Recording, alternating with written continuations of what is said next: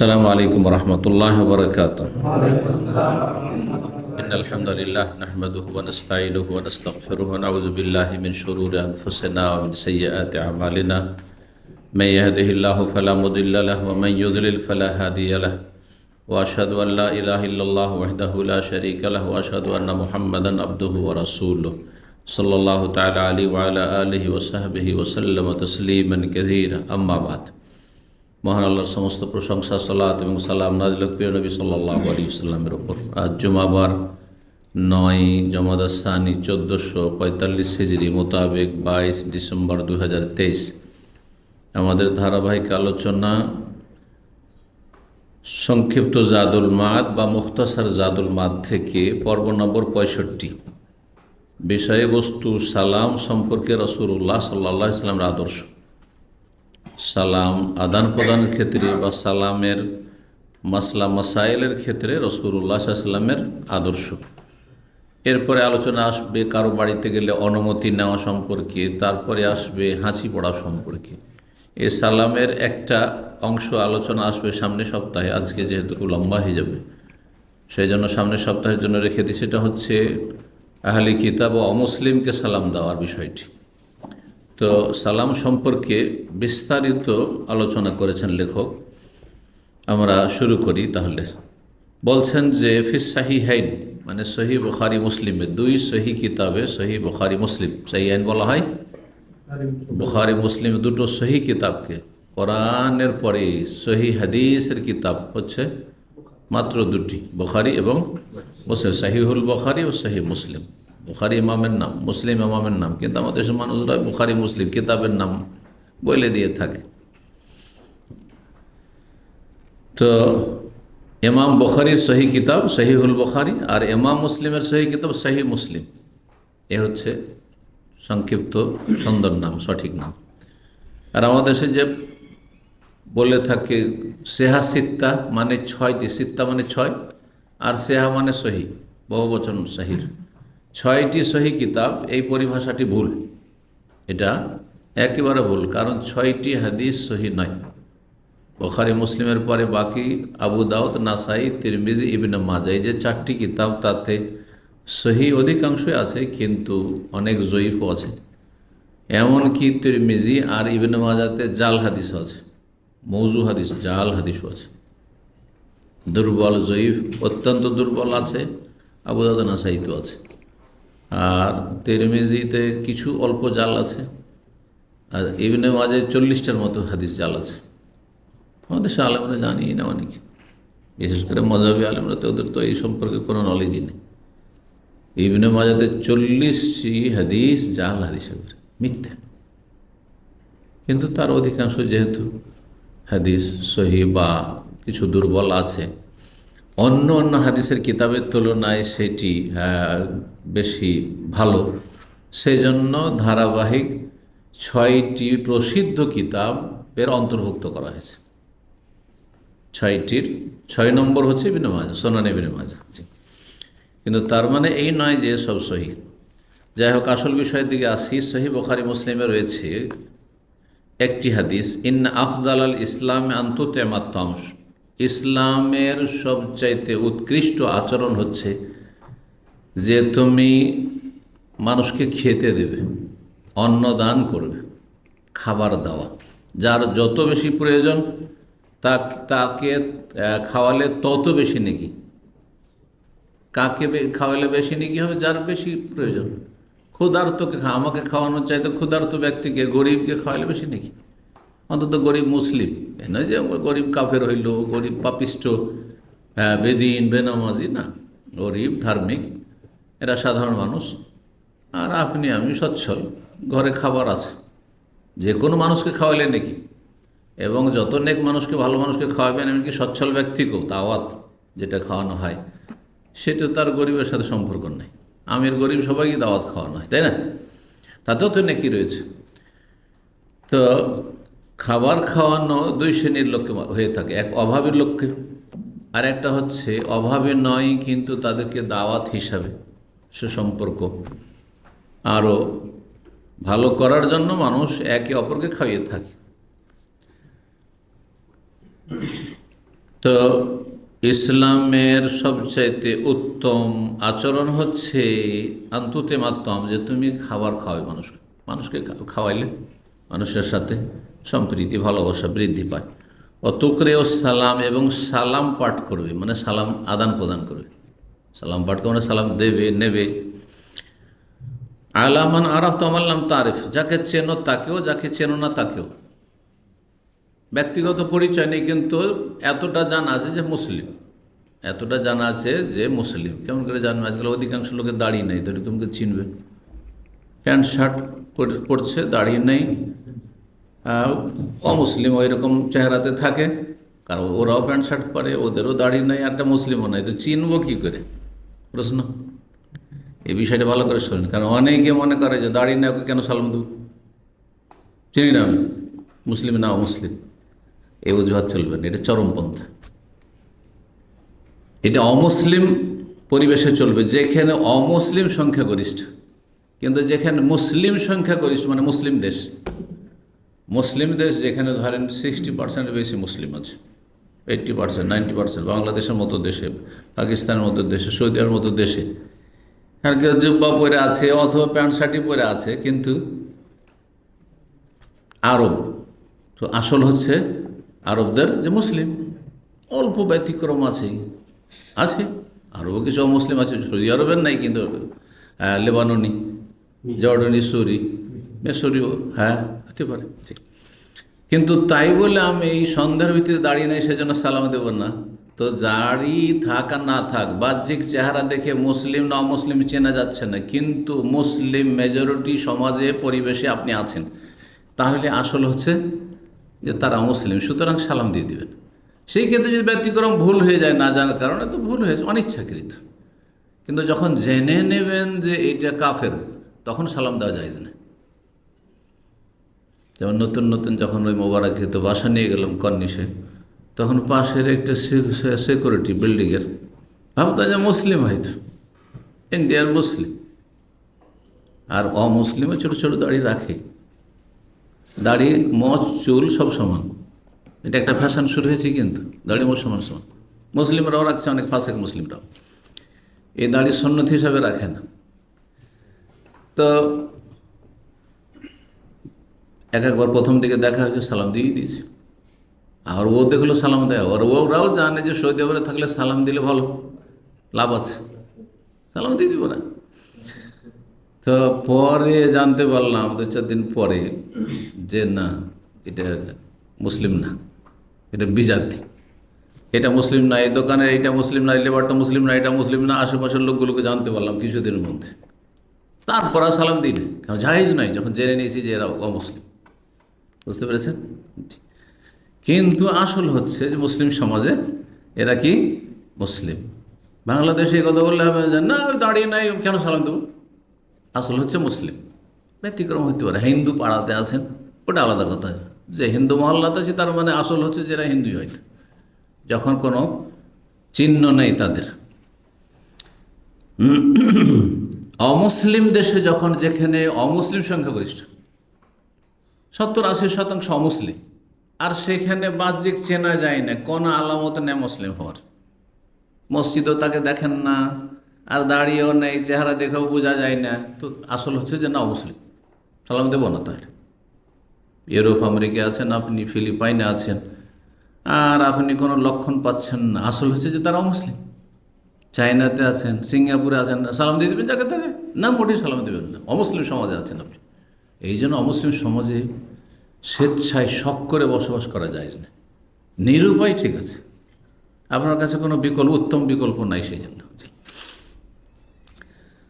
যাকে চেনেন আর না চেনেন ব্যক্তিগত, আজকাল কিয়ামতের লক্ষণ, যদি পরিচয় থাকে তার সাথে ব্যক্তিগত, তাহলে কোনো চিহ্ন না থাকলেও সালাম দেবে, দাড়ি নেই তারপর সালাম দেবে। আর দাড়িওয়ালা মানুষকে দেখছে, কিন্তু নতুন মানুষ, তার সাথে কোনো পরিচিত নেই, সালাম দেয় না, দেবে না সালাম। এটা কিয়ামতের লক্ষণ, যে সালামের বেশি হক রাখে তাকে সালাম দেয় না। সহিহ বুখারী মুসলিমের হাদিস এটি। আর সহিহ বুখারী মুসলিমের আরেকটি হাদিস রয়েছে, সালামের ইতিহাস, প্রাচীন ইতিহাস, প্রথম সালাম কখনো শুরু হইল। বলছে ইন্না আদম আল্লামা খালাকাহুল্লাহ, আদম আলাইহিস সালামকে যখন আল্লাহ সৃষ্টি করলেন, কাল লাহু, আত্মা দেওয়া হল, দেহ পড়েছিল, মাটির পুতুলের মতো দেহ পড়েছিল, হ্যাঁ, আর ঠন ঠন করে বাজছিল, তারপর রূহ দিয়ে দেওয়াতে উঠে বসলেন। আর উঠে বসলেন তখন প্রথম কি হলো? হাঁচি পড়লো। কে বললো এটা? মাশাআল্লাহ, হাঁচি পড়লো। তো হাঁচি পড়লে, হ্যাঁ আলহামদুলিল্লাহ, তারপরে তখন ফেরেশতা বললেন ইয়ারহামুকাল্লাহ, আল্লাহ শিখিয়ে দিলেন তখন। তো এই যাই হোক, তারপরে বললেন যে যাও ইযহাবিলা, রূহ দেওয়ার পরে যখন বসলেন, আর মানুষ এখন জীবন্ত মানুষ, ইযহাবিলা উলাইকা নাফার মিনাল মালাইকা, যাও ওই যে একদল ফেরেশতা বসে আছে, মালাইকা বসে আছে, ফাসাল্লিম আলিম, তাদেরকে গিয়ে সালাম বলো, সালাম দিতে বলেন আল্লাহ। ওয়াস্তামে মা ইউহাইয়ুনাকা, আর তুমি তারপরে শোনো যে তোমাকে সালামের জবাবে কি অভিবাদন দিচ্ছে, মানে সালামের উত্তর কিভাবে দিচ্ছে, কি বলছে তারা, সেটাও শোনো। ফাইন্নাহা তাহিয়াতুকা, যেই সালামটি তুমি দেবে আর যে উত্তরটি দেবেন ফেরেশতারা, এটাই হবে তোমার অভিবাদন মানব জাতির, ও তাহিয়াতু যুররিয়াতিক, আর তোমার সন্তান সন্ততি আগামী প্রজন্মের অভিবাদন, মানে সালাম। দেখা সাক্ষাতের সময় প্রথম সালামের তরিকা হবে, ফাকালা, গিয়ে বললেন আসসালামু আলাইকুম, গিয়ে বললেন ফেরেশতাদেরকে আসসালামু আলাইকুম, আপনাদের উপর শান্তির ধারা বর্ষিত হোক। ফাকালু, তখন ফেরেশতারা বলে আসসালামু আলাইকুম রহমতুল্লাহ, ওয়ালাইকুম আসসালাম রহমতুল্লাহ, এটা সুন্নত, এটা উত্তম, ওয়াও দিয়ে আর আলাইকুম আগে দিয়ে, ওয়ালাইকুম আসসালাম, এটি হচ্ছে সুন্নত, হাদিস আছে। কিন্তু আদম আলাইহিস সালাম যখন বলেছিলেন তখন ওয়ালাইকুম আসসালাম রহমতুল্লাহ বলেছেন, এই কথা হাদিসে নেই। সহিহ বুখারী হাদিসটা হতে পারে এখানে টাইপে ভুল হতে পারে, সেই জন্য আসল এতে মিলিয়েও দেখলাম, সেখানে এইভাবে রয়েছে যে ফেরেশতারাও বললেন আসসালামু আলাইকুম রহমতুল্লাহ, তবে কি করলেন ফেরেশতারা? অতিরিক্ত বললেন। আদম বলেছিলেন আসসালামু আলাইকুম, যাতে 10 নেকি হয়, আর ফেরেশতারা উত্তর বলেন ও রহমতুল্লাহ, যাতে 20 হয়, আর যদি ওয়াবারাকাতু বলে 30। নবী সাল্লাল্লাহু আলাইহি ওয়াসাল্লাম হাদিস আছে।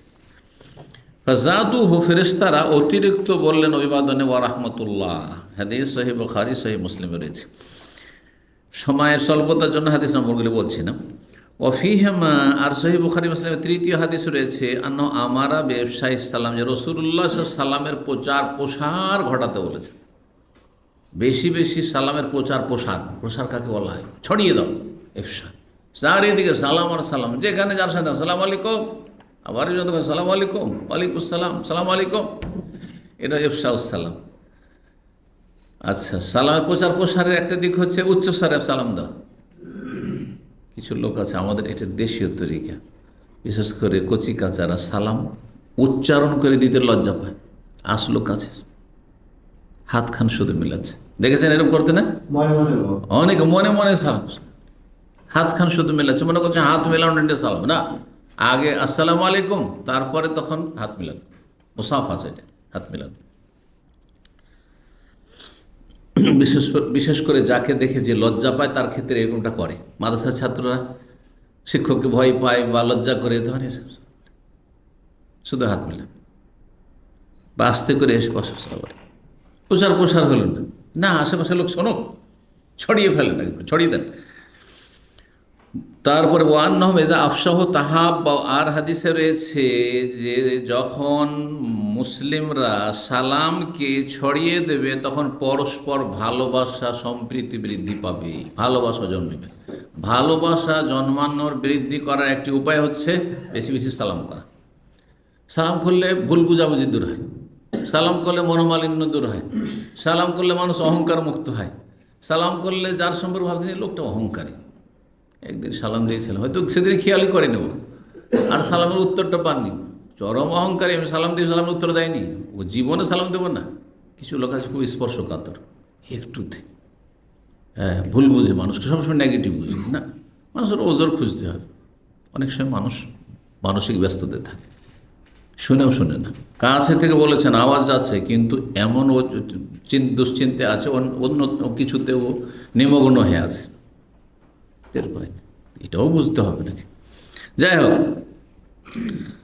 তো নবী সাল্লাল্লাহু আলাইহি ওয়াসাল্লাম ভালোবাসা বৃদ্ধি করতে বলে, আলা আদুল্লুকুম আলা শাইইন ইযা ফাআলতুমুহু, হ্যাঁ, তাহাবাবতুম, এমন কিছু বলে দেব যাতে তোমাদের পরস্পর ভালোবাসা বৃদ্ধি পাবে।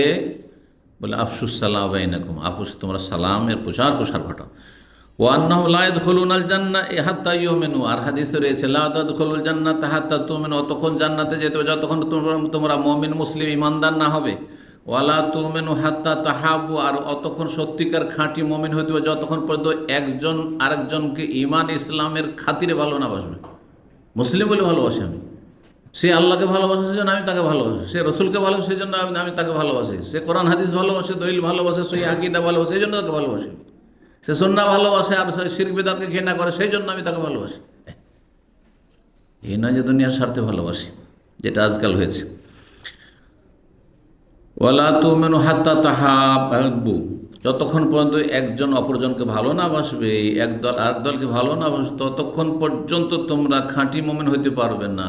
সুতরাং ভালোবাসা বৃদ্ধি করো সালামের মাধ্যমে। সহিহ বুখারীতে এই হাদিস, সহিহ মুসলিমে রয়েছে এটি, যে ভালোবাসা বৃদ্ধি হয় সালামের মাধ্যমে। সহিহ বুখারীতে আরও রয়েছে আম্মার রাদিয়াল্লাহু তাআলার উক্তি, কিন্তু হাদিসটি মুআল্লাক হাদিস। মুআল্লাক এক ধরনের দুর্বল হাদিসের অন্তর্ভুক্ত, কখনো কখনো দুর্বল হয়, কখনো সহিহ হয়, মানে বিনা সনদে, হয়তো পুরো সনদই নেই হয়তো, অথবা সনদের কিছুটা অংশ আছে কিছুটা নেই। মুআল্লাক মানে ঝুলন্ত, হ্যাঙ্গিং, পুরো সনদ সূত্র সেখানে উল্লেখিত নেই। ইমাম বুখারী অধ্যায়ের সাথে, অধ্যায়ের সমর্থনে এরকম কিছু মুআল্লাক হাদিস নিয়ে আসেন, সেগুলির অধিকাংশই সহিহ বা হাসান আমলযোগ্য, কিছু হালকা দুর্বল রয়েছে সেখানে। কিন্তু সহিহ বুখারী মূল যেটি অধ্যায়ের আন্ডারে যে হাদিসগুলি নিয়ে আসা হয়েছে, অধ্যায়ের পরে যে ধারাবাহিক হাদিসগুলো যেগুলো নাম্বার দেওয়া রয়েছে, সেগুলিতে কোনো জয়ীফ হাদিস নেই, কোনো জয়ীফ হাদিস সহিহ বুখারী মুসলিমে নেই।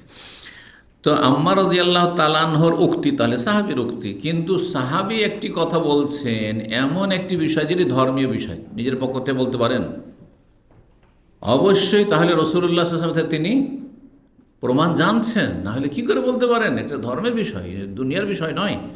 বলছেন সালাসুন, তিনটি বৈশিষ্ট্য রয়েছে, মান জামাহুন না, যে একত্রিত করতে পারে, ফাকাত জামাল ইমান, সে ইমানকে একত্রিত করতে পারে, ইমান সঞ্চয় করতে পারে। তিনটি বৈশিষ্ট্য যদি থাকে তার মধ্যে বিদ্যমান, তাহলে তার মধ্যে ইমান বিদ্যমান।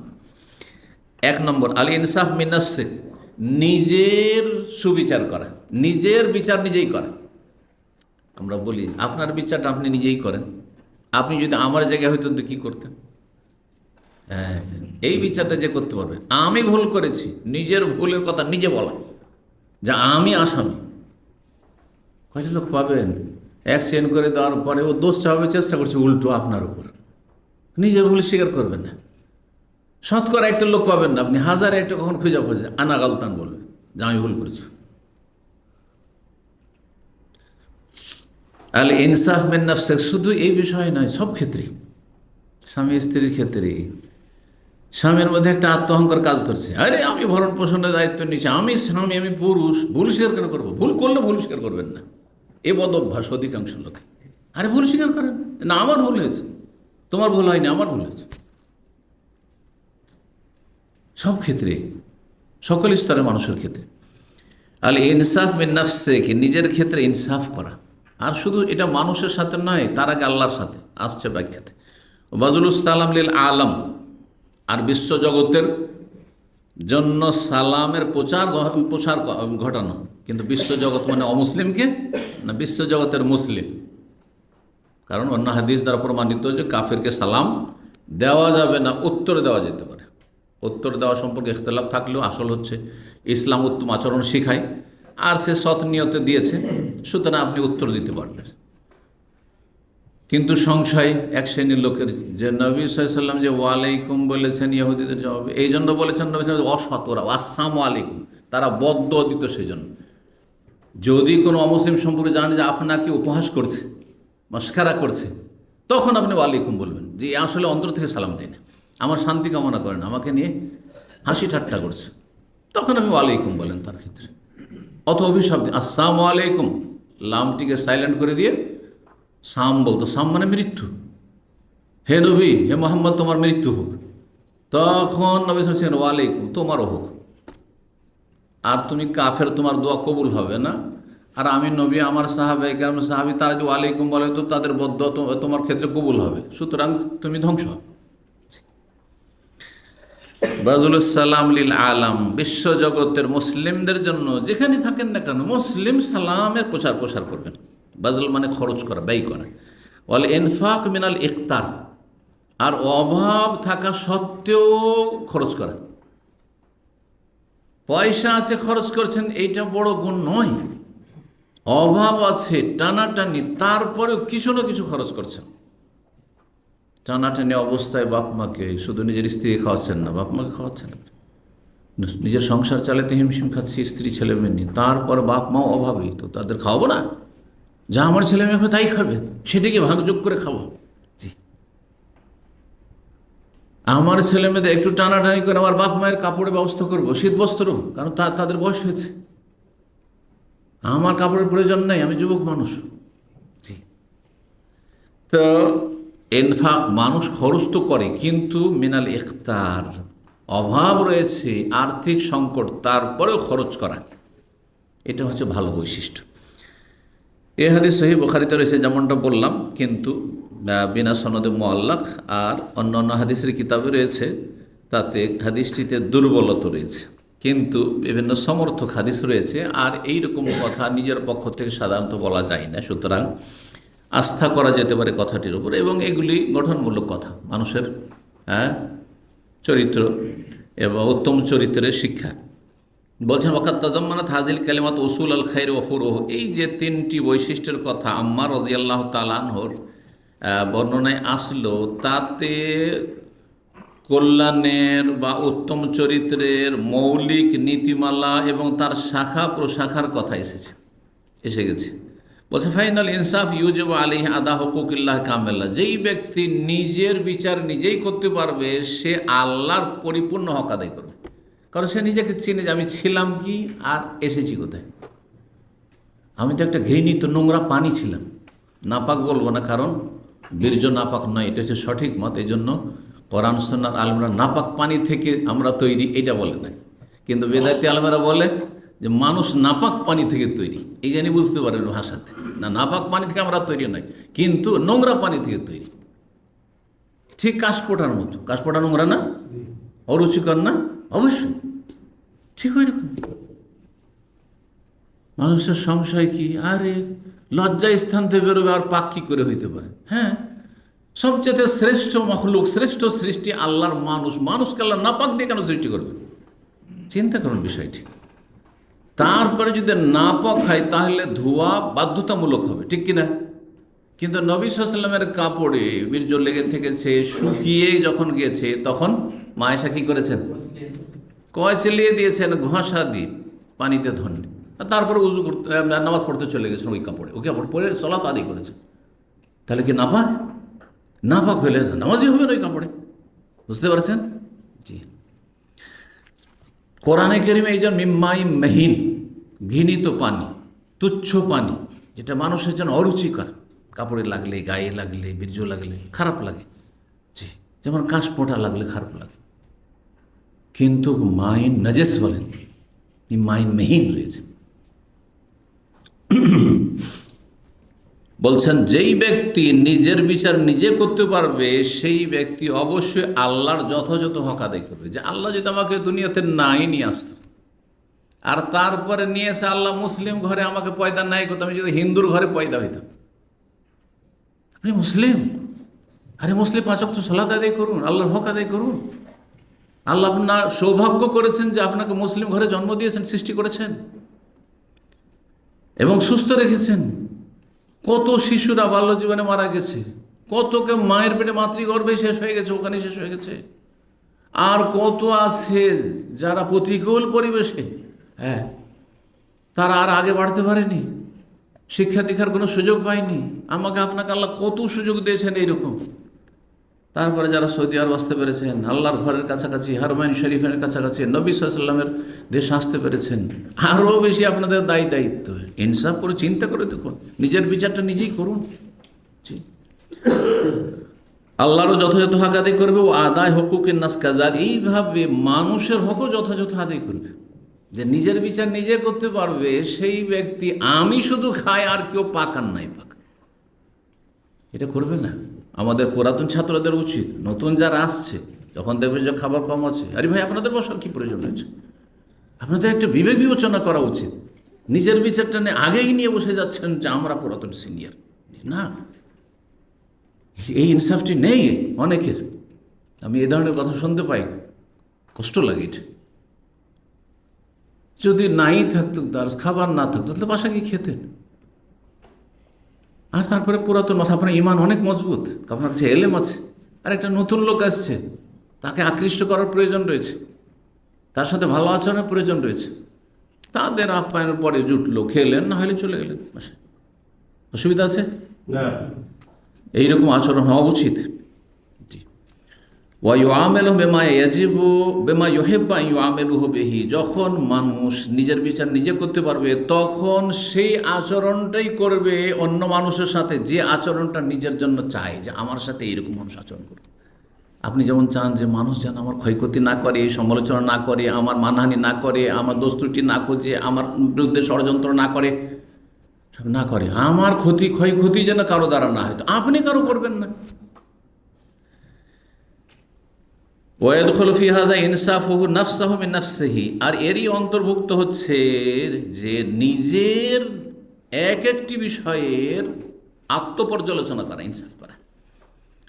সুতরাং ফালা ইয়াদ্দাই লাহা মা লাইসা লাহা, যেটা যতটা যোগ্য নয় ততটা নিজেকে যোগ্য মনে করবে না। অনেকেই নিজেকে অনেক বড় মনে করে, সে যত বড় নয় তত তার চেয়ে বড় মনে করে নিজে, কাউকে নিজের সাথে বড় ভাবেই নেয়।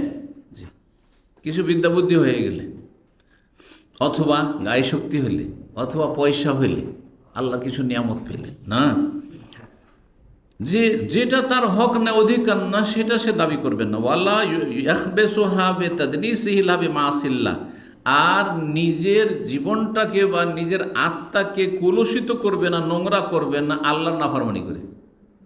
যখন আপনি ইনসাফ করছেন নিজের ক্ষেত্রে, তাহলে আপনি নিজেকে কেন নোংরা বানাবেন? আপনি পাপ করে, কারণ পাপ হচ্ছে পেশাব পায়খানার মতো, ইচ্ছা করে গিয়ে পেশাব পায়খানা মাখতে যায়।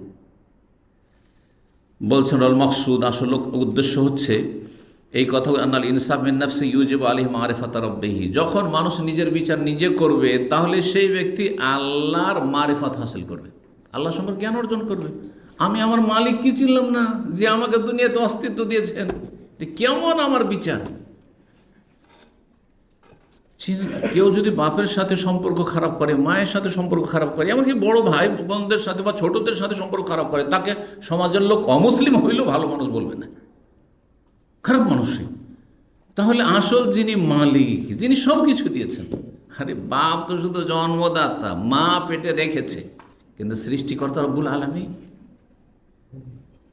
তিনি এই মনোনয়ন দিয়েছেন যে আপনাকে মুসলিম ঘরে পয়দা করবেন। তিনি সুস্থ একজন মানুষ হিসাবে দুনিয়াতে আল্লাহ আপনাকে গ্রোথের সুযোগ দেবেন, বাড়ার সুযোগ দেবেন, বড় করবেন, আয়ু দেবেন, নিয়ামত দেবেন, সব তো আল্লাহ। কোথায় এ বিচার? বলছেন যেই ব্যক্তি নিজের বিচার নিজে করবে সে আল্লাহর মারিফত, রবের মারিফত অবশ্যই হাসিল করবে, চেনবে মালিককে। মালিকের সাথে তার সম্পর্ক নেই, পরিচয় নেই, মারিফত না, সে নিজেকে চিনবে যে আমি কোথাকার। হ্যাঁ, নিজেকে উপরে ভাববে না। ওয়ালা ইউজাহিরু বিহা মালিকাহার, মালিকের সাথে তার কোনো রকমের সংঘর্ষ হবে না, যে মালিকের সাথে সংঘর্ষ, যেমন নাস্তিকরা, যেমন নাফরমান, ভোগ বিলাসের জীবন, পাপে ডুবে আছে, কোনো পরোয়া বেপরোয়া, মালিকের হয় বিশ্বাসই করে না, আর না মালিকের পরোয়াই করে না, যে সে মালিক আমার হিসাব নেবেন, তার সামনে হাজিরা দিতে হবে, আসামের কাঠগড়ে হাজির হতে হবে, সব কিছু তিনি জানছেন, আলিমুন খবির সামিন ও বাসির, সব দেখছেন, সব শুনছেন, এবং তিনি মালাইকা লাগিয়ে রেখেছেন। বেখেয়াল বিশ্বাস থাকলো নামকে অস্তে, আর নাহলে সব বিশ্বাসই নেই। তারপরে নিজের স্বার্থ বলে কিছু থাকবে না। মালিকের সন্তুষ্টি হচ্ছে আসল, রবের সন্তুষ্টি হচ্ছে আসল সন্তুষ্টি। এই নয় যে ভাগাভাগি হয় না, আমারও স্বার্থ আর আল্লাহর, মানে আল্লাহর দিনও করবো কিন্তু আমার স্বার্থ যাতে হাসিল, ভাগাভাগি করবে না, কারণ এটা মুশরিকদের কাজ। হ্যাঁ, যে ধর্ম করতে গিয়ে নিজের স্বার্থ হাসিল করা। এই মর্মে সূরা নামের আয়াত নিয়েছেন 136। হাযা লিল্লাহি ওয়া হাযা লিশুরাকা। মুশরিকরা বলতো যে সব উৎসর্গ করতো দেবদেবীর জন্য, বলছে এইটা দেবদেবীর জন্য, এটা আল্লাহর জন্য, এটা বড় এলা আল্লাহর জন্য, হ্যাঁ উৎসর্গ করলাম, আর এটা হচ্ছে হ্যাঁ দেবদেবীর জন্য। যেমন মাজার পূজারে করছে, ঈদুল আজহার কোরবানি আল্লাহর জন্য, আর ওরসের খাসি মোরগ আর গরু বাবার জন্য, পীরের জন্য। সেজদা যখন মসজিদে করলো তো আল্লাহর জন্য, নামাজের সেজদা, আর মাজারে গিয়ে সেজদা করেছে গায়রুল্লাহকে, ভাগ বন্টন করে দিয়েছে। তিলকা ইযান কিসমাতুন দীজা, আল্লাহ বলেছেন এ তো হ্যাঁ অবিচারমূলক হ্যাঁ ভাগ বন্টন। এই ভাগ বন্টন কোনো অধিকার না, সব তো আল্লাহর হক। তারপরে বলছে ফালিয়ানজুরিল আবদু লা ইয়াকুনু মিন আহলি হাযিহিল কিসমাতি বাইনা নাফসিহি ওয়া শুরাকাহি বাইনাল্লাহি লিজাহলি ওয়া যুলমিহি, তার অজ্ঞতা এবং জুলম বাড়াবাড়ির কারণে এমনটা না হয় যে ভাগ বন্টন করে ফেলেছে, আর না হলে তারপর হক আর বাতিল একাকার হয়ে যাবে, আর সে টেরও পাবে না। কারণ মানুষকে প্রাকৃতিকভাবে সৃষ্টি করা হয়েছে জালুমান জাহুলা। মানুষ এক শ্রেণীর লোক জুলম অত্যাচার করবে, মানে জানার পরও আমল করেন না, তাহলে জালেম। আর জাহুলা জানলো না মানে অজ্ঞই থেকে গেল। তো এই অজ্ঞতা থেকে আর অবিচার থেকে মুক্ত হয়ে আসতে হবে যদি জান্নাত পেতে হয়।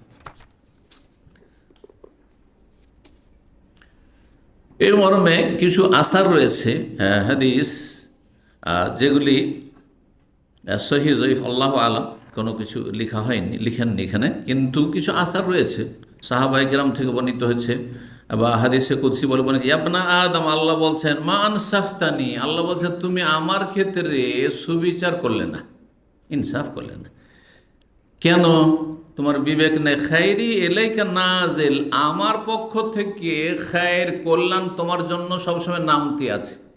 আমি শ্বাস প্রশ্বাস অক্সিজেন দিচ্ছি, আমি দিচ্ছি খাবার পানি দিচ্ছি, আমি সুস্বাস্থ্য তোমাকে দিয়েছি, আমি তোমাকে তোমার স্ত্রী ধন দৌলত দিয়েছি, ছেলে মেয়ে দিয়েছি, আমার কল্যাণ প্রতিদিন নামতে আছে, নামতে আছে, নামতে আছে। সারাদিন এদিক সেদিক ঘুরে আসে, সহি সালামত তোমার বাড়ি ফিরে চলে আসলে, হ্যাঁ ঘরে ফিরে চলে আসলে, আমার খায়ের ওপর থেকে কল্যাণ নামতে আছে। অসার্রকা এলাইয়া সাইদ, কিন্তু তোমার অনিষ্ট পাপ আমার দিকে আসতেই আছে।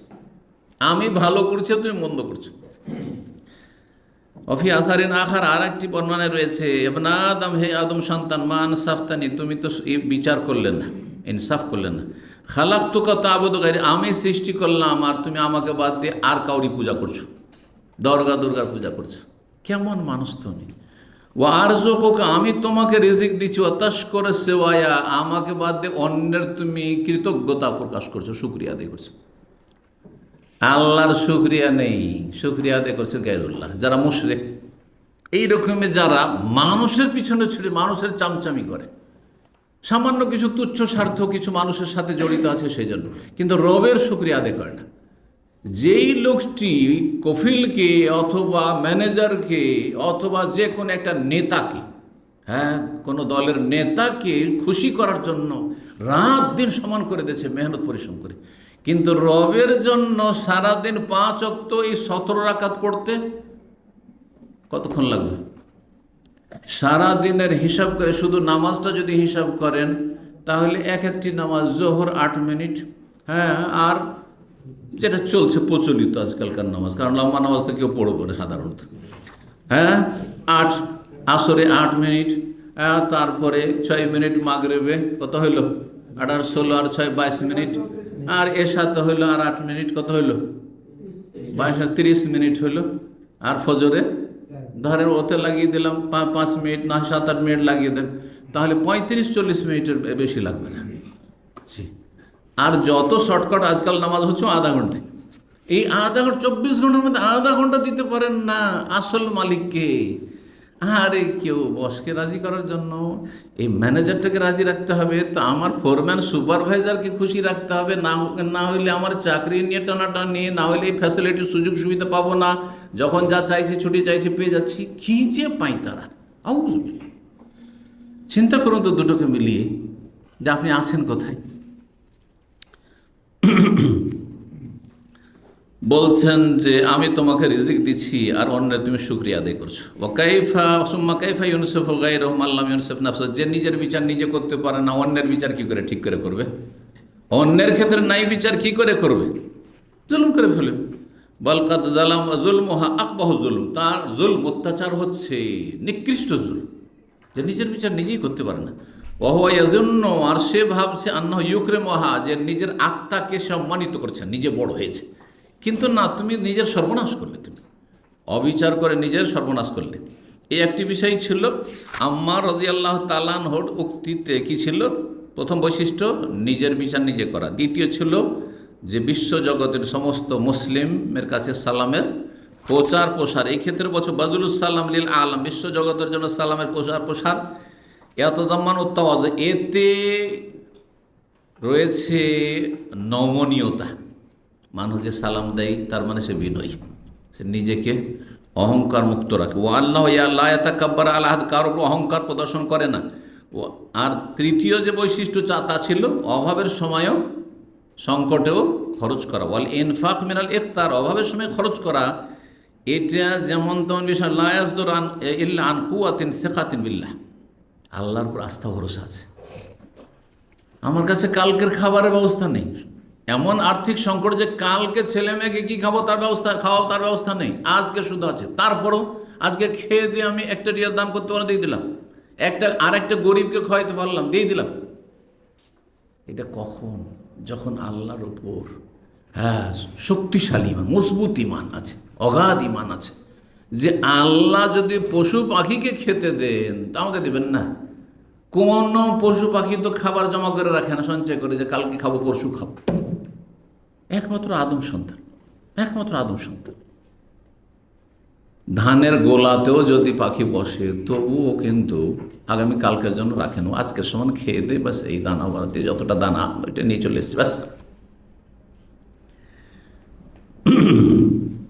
বলছেন আল্লাহর প্রতি যদি সত্যি মজবুত ইমান ইয়াকিন থাকে তাহলেই অভাবের সময় মানুষ ব্যয় করতে পারে।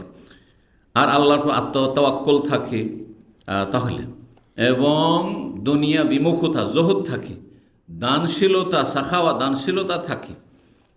আর পাশাপাশি যেমন পজিটিভ যেগুলো থাকবে, তেমনই নেগেটিভ হচ্ছে যে শয়তান সবসময় মানুষকে ভীত সন্ত্রস্ত করে। এই জন্য কোরআন সূরা বাকারা আয়াতে রয়েছে আশ-শায়তানু ইয়াইদুকুমুল ফাকরা, শয়তান সবসময় তোমাকে কি করে? কুমন্ত্রণা দেয় যে তুমি গরিব হয়ে যাবে। আরে ছেলে মেয়ে বেশি নিলে কি করে খাওয়াবে? দুটো নিয়ে হিমশিম খাচ্ছ, তুমি কি করে সংসার চালাবে? চিন্তা নেই তোমার যে তুমি 5টা 7টা 10টা ছেলে নিতে যাচ্ছ। এই যে ইয়াইদুকুমুল ফাকরা, কি করে খাবে তুমি? ভাইদেরকে এরকম দিয়ে দেবে, বোনের বিয়ে শাদিতে খরচ করবে, অথবা বাপ মাকে দিয়ে দেবে, তো তোমার ছেলে মেয়ের ভবিষ্যৎ নাই। এগুলো শয়তানি কথা। ইয়াইদুকুমুল ফাকরা, শয়তান করে এটা।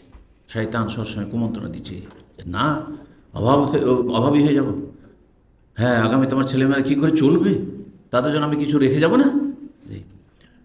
ওয়ায়ামুরুকুম বিল ফাহশা, এবং তোমাদেরকে অন্যায় অশ্লীলতার জন্য প্ররোচিত করে থাকে শয়তান। তো শয়তান যে কাজটি করে সেটাকে আপনি মিথ্যা মনে করবেন, যেগুলো শয়তানের পক্ষ থেকে মনের মধ্যে কিন্তু আসছে, হামলা করছে, আক্রমণ, অ্যাটাক করছে আপনার উপর। কিন্তু সবার ওপর যে দিচ্ছেন অভাবের সময় বা এমনি সময় দিচ্ছেন, যে এত টাকা যে আমি দিয়ে দিচ্ছি, এইভাবে প্রবাসীরা আমাদের দেশের প্রচলন হিসাবে বাপ মাকে সব টাকা দিয়েছে সেটা নয়, কিন্তু জরুরি খরচগুলো বলছি, জরুরি খরচ। আরে আপনার বোনের বিয়ে শাদী আছে, দেবেন না? ছোট কচি কাজা ভাই বোন আছে, আর বাপ সংসার চালাতে পারেন, দেবেন না? আপনি ফরজ আছে আপনার উপর, বাপের উপর ফরজ, বাপ পারছে না তখন আপনার উপর ফরজ। তালাক প্রাপ্তা বোন অসহায় রাস্তায় নামিয়ে দেবেন নাকি? বিধবা হয়েছে আর তার স্বামীর এমন কিছু নেই যে সে সেখানে খেতে পারবে, তাহলে আপনি জায়গায় দেবেন না? যে না না না, আমি বিয়ে দিয়ে দিচ্ছি, আর পারবো না আমি। না, আপনাকে যা খাবেন তাই খাইতে হবে, ভাগ করে খেতে হবে। আপনার ছেলে মেয়ে স্ত্রী আর আপনার নিজেরগুলো ভাগ করে খেতে হবে, যতদিন বিয়ে শাদী না দিতে পারেছেন কোথাও। এত সোজা নয়। আজকাল মেয়েদের বিয়ে হচ্ছে না, সারা জীবন বিয়ে হচ্ছে না। আপনার বোনের বাপ মারা গেছে, আপনার উপর ফরজে আছে যতদিন বেঁচে আছেন, ফরজে আছে। এখানে ফরজ, আমরা অনেক সময় ফরজগুলো বুঝি না। আবার কেউ নফল দিতে দিতে দিতে এমন হয়েছি যে স্ত্রীর উপর জুলুম করে দিলাম, ছেলে মেয়ের উপর জুলুম করে দিলাম, সব দিয়ে দিয়েছি। 20 বছর পরে খালি হাতে বিদেশ থেকে আসছে, বাপ বলছে যে সব ভাগ করে দিয়েছি সবকে, তুই কিছু পাবি না। অনেক সময় দেয়ই নয়, যে সব কিছু করে দিল তাকে দিতে চাই না। দুই দিকেই সীমা লঙ্ঘন, আল্লাহ হেফাজত করুন। বলছে ওয়াসাবাত আনহু, নবী সাল্লাল্লাহু আলাইহি ওয়াসাল্লাম থেকে আর একটি মাসলা প্রমাণিত, সেটা হচ্ছে আন্নাহু মাররা বিসিবিয়ান, কচি কাচারা রাস্তায় খেলাধুলা করছিল, নাবালক ছেলেরা খেলাধুলা করছিল, তাদের পাশ দিয়ে অতিক্রম করলেন। ফাসাল্লাম আলাইহিম, বাচ্চাদেরকে নাবালকদেরকে সালাম দিলেন, অপ্রাপ্তবয়স্কদেরকে সালাম দিলেন। এটাও অহংকার মুক্ত তার স্পষ্ট প্রমাণ। একজন বড় মানুষ, বয়স্ক মানুষ, আরে ছোট বাচ্চারা 8 বছর 10 বছর বাচ্চারা খেলাধুলা, আসসালামু আলাইকুম বলবে। আরে 15 বছর 18 বছর হইল, যদি 40-50 বছর, আমি ওর ছেলেকে এইগুলোকে পোলাপনকে কেন সালাম দেব? আর আপনি তো সালাম দিবেন না, শিখালেন না। আর যদি কারো প্রতিবেশীর ছেলেরা যদি সালাম না দেয়, এই সব ছেলেরা বেয়াদব। যে আমাদের প্রতিবেশী যে না, সব ছেলে বেয়াদব, দেখেন না সালাম দেয় না, মানে সালাম দেয় না, সেই জন্য বেয়াদব। কিন্তু আপনি যে নবীর আদর্শ বহির্ভূত কাজ করলেন, সেটা আপনি বুঝলেন না, নিজের দোষ খুঁজে পান না আপনি। ঠিক কেন? অহংকার মুক্ত হয়ে যান, তারপর আপনি তরবিয়ত করেন। আপনার নিজের ছেলে নাই হোক, পাশের আশেপাশের গ্রামের ছেলে, তাদেরকে ইসলামের প্রশিক্ষণ দেন। যে আমি তোমাদেরকে সালাম দিলাম, তার মানে কি তোমাদেরকে মেসেজ, তোমাদেরকে এটা শিখে তোমাদেরকে সালাম দিতে হবে। নবী সাল্লাল্লাহু আলাইহি ওয়াসাল্লাম বাচ্চাদেরকেও সালাম দিয়েছেন। সহিহ বুখারী 6247, সহিহ মুসলিম 2168 নম্বর হাদিস। মহিলাদেরকে সালাম দেওয়ার বিষয়টি, এতক্ষণ একটু ঘুম আসছিল, এই মশলাতে আশা করি ঘুমটা ভাঙবে, যে ঘুম আছে সবকে ভাঙিয়ে দেন যাতে শোনে। মহিলাকে সালাম দেওয়া যাবে কি না? চলেন, আপনাদের এতক্ষণ পর্যন্ত, মানে আজ পর্যন্ত যা ইসলাম শিখেছেন, এতে কি জানা আছে? জায়েজ না না জায়েজ? জায়েজ। আচ্ছা, ঠিক। আর কেউ শুধু জায়েজ বা না জায়েজ এরকম কেউ আছে? না, যদি ফিতনার আশঙ্কা না থাকে তো জায়েজ। ফিতনার আশঙ্কা না থাকে তো জায়েজ। এটা সংক্ষিপ্ত কথা, কিন্তু ব্যাপক অর্থপূর্ণ কথা। এই জন্য আরেক দল ওলামা বলেছেন যে বুড়ি মানুষকে সালাম দেওয়া যাবে, কারণ ওখানে ফিতনার আশঙ্কা নেই। 60-70 বছরে যদি মহিলা হয় আর আপনার বয়স 40, তো আপনি বিয়ে করবেন 70-75 বছর, অথবা তার দিকে ওইভাবে তাকাবেন? এই জন্য বুড়িদেরকে সালাম দেন একদল ওলামা বলেছেন, কিন্তু যুবতীদেরকে সালাম দেওয়া যাবে না। হ্যাঁ, 40-এর নিচে আছে সালাম দেওয়া যাবে না। কিন্তু এই কথাটি অসম্পূর্ণ খানি, কারণ আপনার বয়স যদি 50 হয় বা 60 হয়, তাহলে আপনি কিন্তু ওই 20-30 ক্ষেত্রে ফিতনা কম। ফিতনা আপনার কাছাকাছি বয়সে যারা আছে, ওই সব মহিলাদের সাথে ফিতনার আশঙ্কা বেশি। আপনার বয়স যদি 60 থাকে, তাহলে 50-এর মহিলা আর ওই 40-45-এর মহিলার দিকে তাকাইতে পারেন আপনি, বা ফিতনার আশঙ্কা রয়েছে। তাহলে এখানে ফিতনা আছে, ফিতনা আছে। এই জন্য যেখানে ফিতনা মুক্ত, যুবতীদের সালাম নেওয়া যেতে পারে, দেওয়া যেতে পারে, কিন্তু একা একটা যুবতী আসছে আর আপনি যাচ্ছেন না, এরকম নাই, নির্জনে নাই। সে রাস্তাঘাটে হোক অথবা বাড়িতে একজন মহিলা শুধু আছে, কোনো পুরুষ নাই, ওর স্বামী নেই, সাবালক কোনো ছেলে নেই, 5 বছর 7 বছর বাচ্চারা কি বুঝে, আর আপনি পর্দার আড়াল থেকে সালাম দিচ্ছেন, সালাম নিচ্ছেন, ফিতনার কারণ। যদিও পর্দার আড়াল থেকে হোক না কেন, চেহারার পর্দা তো অবশ্যই করতে হবে, সেটা আপনি পর্দা ফেলে করেন অথবা বোরকা পরে করেন, কথা বোঝা গেছে। কিন্তু লোকজনের সামনে জনসমাগমে রাস্তা দিয়ে যাচ্ছে, বেশ কিছু একদল মহিলা আছে, আর ধরেন একজন আলেম আছেন অথবা একজন মুরব্বী মানুষ আছে বা একজন যুবক আছেন, আসসালামু আলাইকুম মহিলারা দিল অথবা আপনি সালাম দিল, ফিতনার আশঙ্কা নেই, কারণ একদল মহিলা আছে, বোঝা গেছে। এখানে ফিতনার আশঙ্কা নেই। নিকট আত্মীয়দের মধ্যে সালাম দেওয়ার প্রয়োজন হয়, না দিলে সেটা যেন অভদ্রতা বা অসভ্যতা। এখন দুলাভাই বাড়িতে এসছে, সালাম না দিলে, আমাদের দেশে দুলাভাইয়ের সাথে তো নোংরামি চলে, কিন্তু নোংরামি তো হারাম, কিন্তু সালাম না দিলে, আসলাম শ্বশুর বাড়িতে, কেউ তোমার বোনগুলো সালামটাও দিল না, একটু শয়তান কাজ করতে পারে। অনেক ইমানদারদের শয়তান এখানে ইমান দুর্বল করে দেয়, মানে আবেগ, তার মানে আমার মান সম্মান নেই, এই বাড়িতে আসবো না, না না। তো এই জন্য পর্দার আড়াল থেকে মেয়ের মা আছে, সেখানে ওর মেয়েরা সালাম দিচ্ছে, কিন্তু একা রুমে মেয়েটি আছে অথবা সেই জামাই আছে, আর শালিরা এসে সালাম দিচ্ছে একা একা এসে, না না যাইস, একা একা সালাম দিবে না, মায়ের সামনে অতই সালাম দিতে হবে। দুলাভাই কেমন আছে, সালাম আলাইকুম, ওয়ালাইকুম সালাম, ঠিক আছে, হ্যাঁ, দেবর এসছে, ভাসুর এসছে বাড়িতে, কোনো বাসাতে আছেন, আপনার স্বামী আছে, সালাম আলাইকুম ভাই, কেমন আছেন, ভালো আছেন, কেমন আছো, ভালো আছো, হয়ে গেল।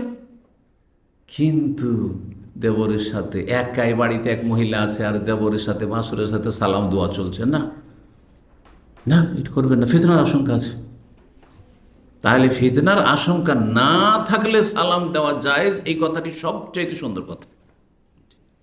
কোনখানে ফিতনার আশঙ্কা আছে, শয়তান চান্স নিতে পারে, এটা আপনাকে বুঝতে হবে, আল্লাহর ভয় রাখতে হবে। মানে এখানে মহিলা আসলো, আর আসার পরে সালাম আলাইকুম বললো, এখানে আপনাদেরও সালাম, আমাকে বললো, অসুবিধা আছে? মাসলা জিজ্ঞাসা করে সালাম আলাইকুম, একটা মাসলা আছে, না জায়েজ? জায়েজ। বিনা সালামে মাসলা জিজ্ঞাসা করা শুরু করবে, এটাও ঠিক নয়। এখানে ফিতনা নেই। চ্যাটিং করে ইনবক্সে সালাম, এখানে ফিতনা আছে, এখানে ফিতনা আছে। ইমান দুর্বল হয়ে যেতে পারে ভালো ভালো মানুষ, সুতরাং সতর্ক সাবধান সেখানে। এই জন্য যদি ইনবক্সে কারো কাছ থেকে মাসলা জানতে হয়, আল্লাহ ভীরু, পরেজগার, আর অসুবিধা নেই।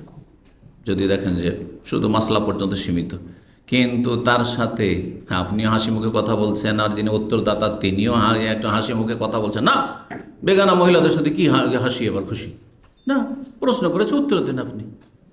খুব বেশি তো যদি জিজ্ঞেস করেন কেমন আছেন, ভালো আছেন, আলহামদুলিল্লাহ, ব্যাস।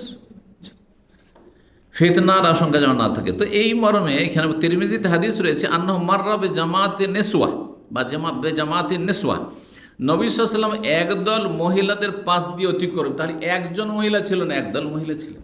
তারপর রাসূলুল্লাহ সাল্লাল্লাহু আলাইহি ওয়াসাল্লাম, তারপর শরীয়তের বিধানের ঊর্ধ্বেও তিনি ছিলেন না, তিনি পালন করেছেন।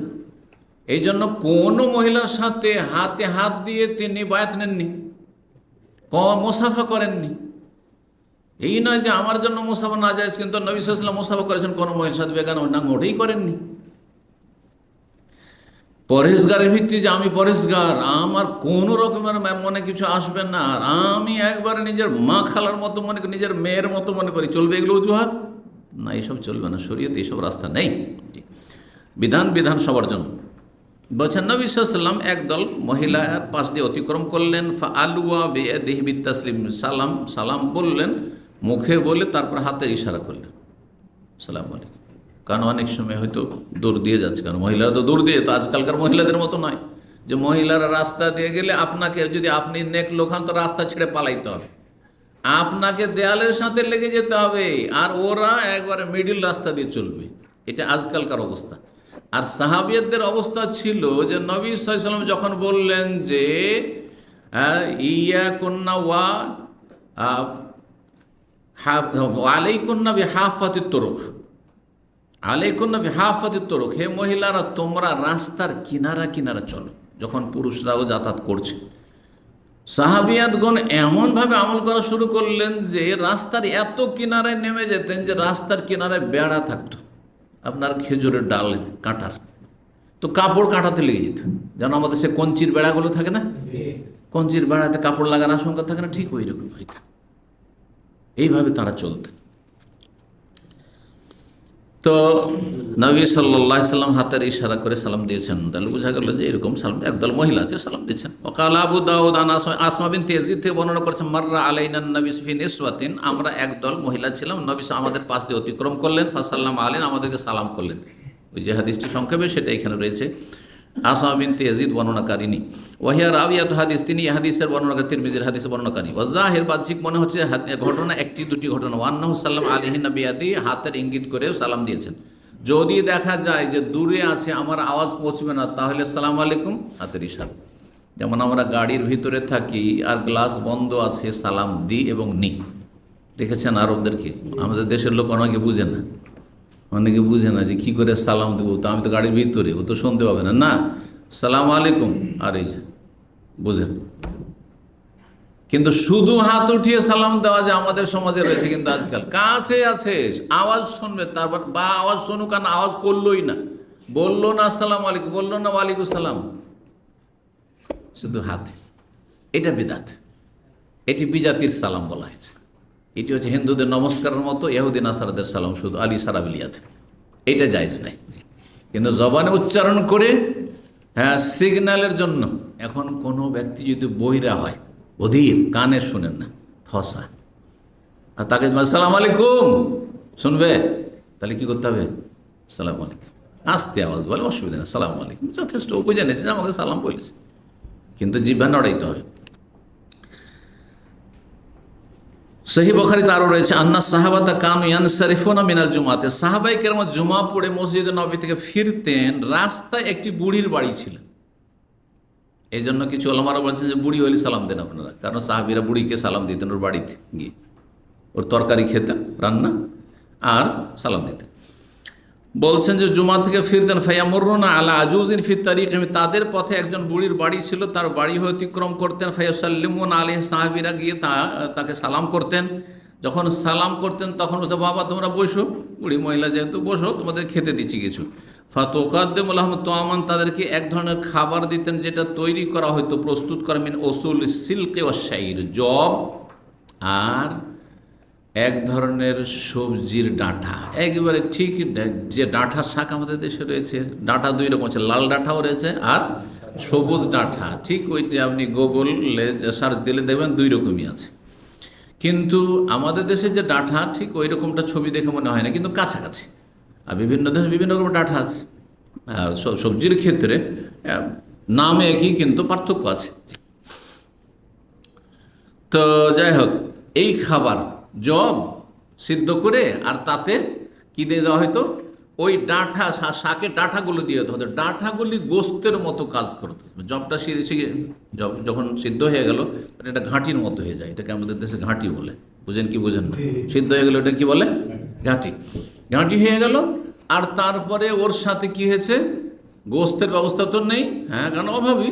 সুতরাং ওই যে ডাঁটাগুলো আছে, আমাদের সে ডাঁটাকে কেটে কেটে ডাঁটা খায়, শুধু শাক খাই না। আজকাল তো বড় লোকেরা শুধু ডাঁটা শাকটা খাচ্ছে, কিন্তু একসময় আমরা ছোটো থেকে খেয়েছি, ওই ডাঁটাটাও সিদ্ধ করে তরকারি খেয়েছি। জি, না খান নেই? তাহলে এখন খাই না মনে হচ্ছে নাকি? কারণ এখনও খাই, দেশে চলে তাহলে, কারণ এখানে তো ওই সব চলে না। আর এখানকার ডাঁটাতে ওই শক্তটা নেই, আমাদের সেই মোটা মোটা ডাঁটা হয়, তাহলে ওটার ভিতরটা সিদ্ধ করে খাওয়া যায়। কিন্তু এখানে আমার মনে হয় এইরকম এত মজবুতগুলো পাওয়া যায়। আচ্ছা, জি, যাই হোক, হাদা হুয়া সওয়াব ফি মাসআলাতিস সালাম, এইটি হচ্ছে সঠিক মত। ফি মাসআলাতিস সালাম আলা, মহিলাদেরকে সালাম দেওয়ার ব্যাপারে, ইউসাল্লামু আলা জুজ। তাহলে ইবনুল কাইয়িম রাহিমাহুল্লাহ বলছেন এবং মুহাম্মদ আব্দুল ওয়াহাব তাদের মত যে বুড়িদেরকে সালাম দেন, যুবতীদেরকে দিয়েন না। তাদের কথাটি একদিক দিয়ে ঠিক, কিন্তু পুরোপুরি সূক্ষ্ম না। সেটা হচ্ছে বুড়িদের ক্ষেত্রে ফিতনা নাই সেই জন্য। আর বুড়ি মানুষ যদি না হয়, 50-এর নিচে বয়স, হয়তো যে কোনো সময় ফিতনার আশঙ্কা রয়েছে। কিন্তু 80 বছরের বুড়াও কখনো কখনো বদ চরিত্রে থাকে, এটাও মনে করিয়েন ব্যতিক্রম। 80 বছরের বুড়া আর গিয়ে ওই 70 বছরের বুড়ির সাথে গিয়ে কুটুর কুটুর গল্প করে গিয়ে, আমাদের সমাজে আছে না নেই? তাহলে ফিতনা, এখানে ফিতনা না চলবে না। তাহলে তাদের ক্ষেত্রে দেখতে হবে এদের চরিত্র কেমন, নির্জনের নয়, সবার সামনে ঠিক আছে। খালা, মা, দাদি কেমন আছেন, সালাম আলাইকুম। নানি কেমন আছেন, সালাম আলাইকুম, ঠিক আছে। রাস্তাঘাটে বাপ তার বাড়ির পাশ দিয়ে যাচ্ছেন, চলে গেলেন, কিন্তু নির্জনে অনেক সময় ফিতনার কারণ হইতে পারে। ওয়াজাওয়াতিল মাহারিম দুনা কেন, আর এইরকমই যাদের সাথে স্থায়ীভাবে বিয়ে হারাম, যারা মাহারাম বা যাদের আপনি মাহারাম, স্থায়ী বিয়ে হারাম, তাদেরকে সালাম দেবেন, অন্যদেরকে নয় বলছেন। তারপরে সহিহ বুখারীতে আরও রয়েছে সালামের ক্ষেত্রে কাকে আগে দেওয়া উচিত, হক কার বেশি। কিন্তু আপনি দিতে পারেন, হ্যাঁ, যার হক বেশি সেই আগে দিয়ে দিল, সে সালামের অপেক্ষা না করে সেই নিজে সালাম দিয়ে, যে আগে সালাম দিতে পারে সে বেশি ভালো মানুষ। বলছেন ইউসাল্লিমুস সাগীর আল কাবীর, ছোটরা বড়কে সালাম দেবে। ওয়াল মাররু আল কায়েদ, আর বসে আছে একজন আর একজন, হ্যাঁ, সেখান দিয়ে হেঁটে যাচ্ছে, কে সালাম দেবে? যে হেঁটে যাচ্ছে। কিন্তু যে বসে আছে সে যদি সালাম দিয়ে দেয় তো না যায়। ধরেন আমি হেঁটে আসছি, তাহলে আসলে হচ্ছে আমি সালাম দেব, ঠিক আছে, যদি এলেমে বড় হই।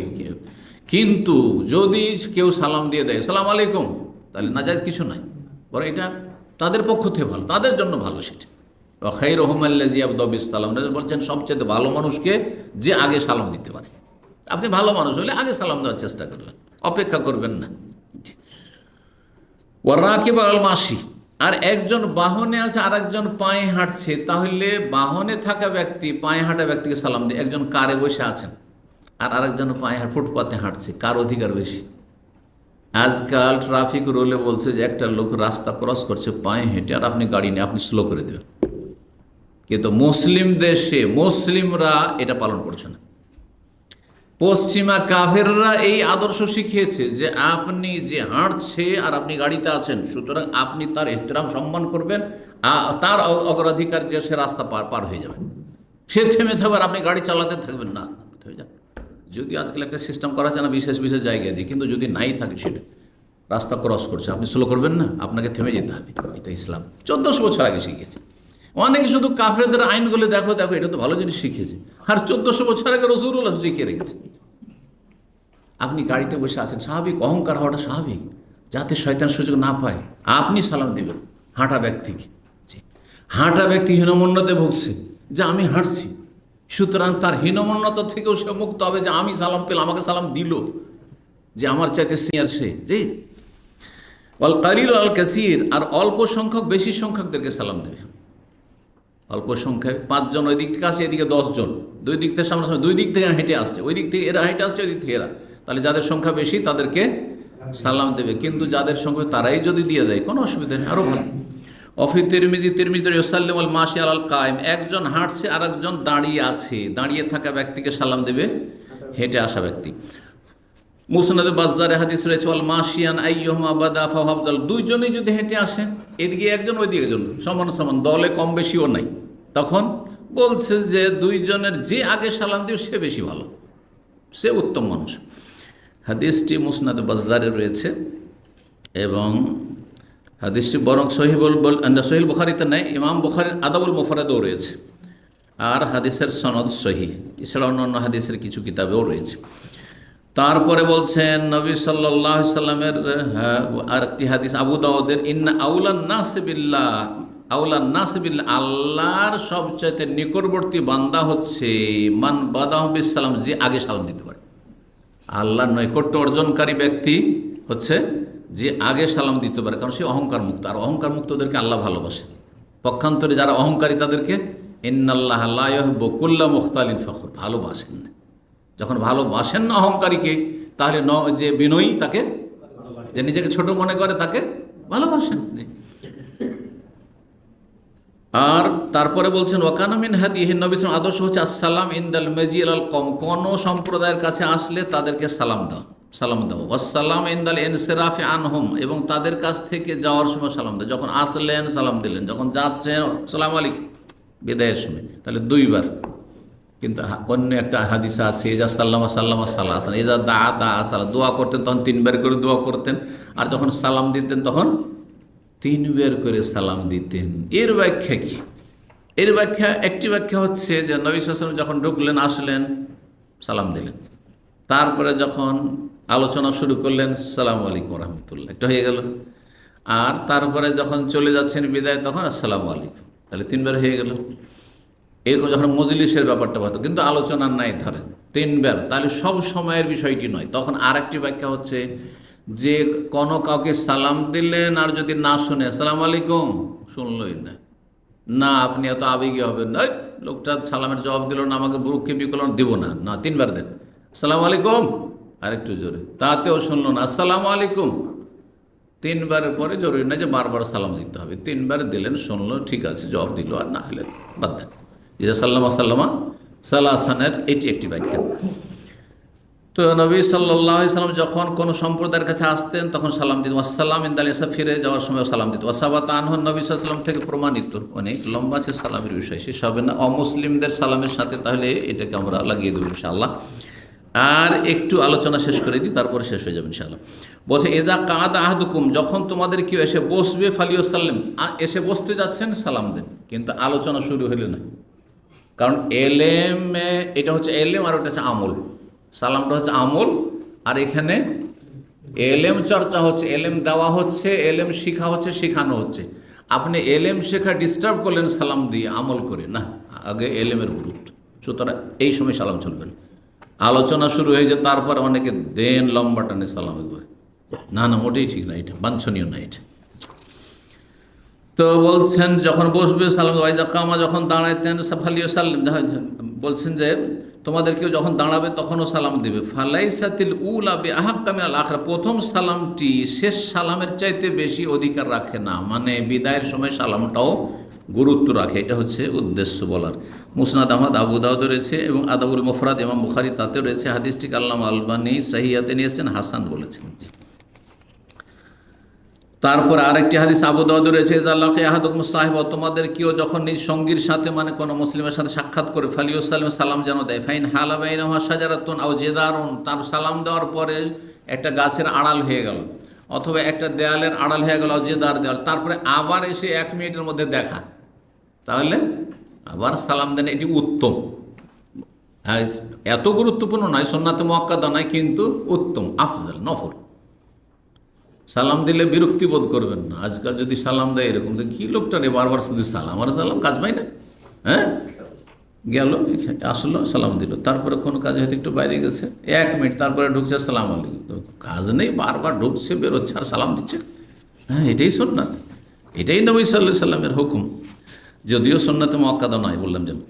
সুম্মা লাকিয়াহু, তারপরে যদি সাক্ষাৎ করতেন, সাক্ষাৎ করেন, ফালিউসাল্লিম আলাইহি আইজান, তাহলে সালাম দেন, যতবার দেখা হবে সালাম দেন। নতুন নতুন ওয়াকাল আনাস, একই রুমে রুমমেটদের সাথে থাকছেন, বেরোলেন 2 মিনিট, কিচেনে গেলেন, আবার বাথরুমে গেছেন, 2 মিনিট পর আবার আসলেন, আবার বেরোলেন, আবার ঢুকছেন, বারবার সালাম দেন। কিন্তু ঘুমিয়ে থাকলে না, ঘুম ডিস্টার্ব করবেন না তখন।